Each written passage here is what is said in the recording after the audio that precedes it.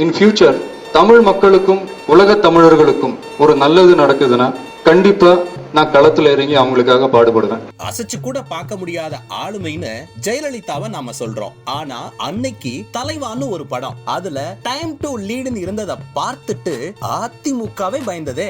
எங்க ஒருத்தன் உருவாகிட போறானேன்னு எல்லா அரசியல் கட்சியும் பதர்னாங்க. விஜய வளரவிட கூடாதுன்னு ஓநாய்கள் கூட்டம் செஞ்ச எல்லாத்தையும் மறக்க முடியுமா?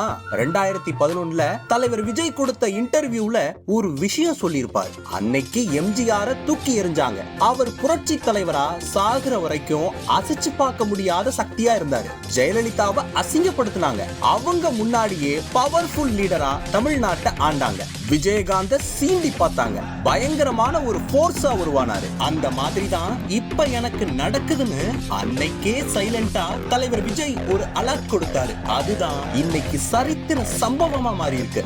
எம்ஜிஆர், ஜெயலலிதா, விஜயகாந்துக்கு அடுத்து தலைவர் விஜய் தான் மக்கள் முடிவு பண்றாங்களோ இல்லையோ, காலம் முடிவு பண்ணிருச்சு. அதே காலம் என்னை கொண்டு போய் ஒரு இடத்துல உட்கார வைக்கும்.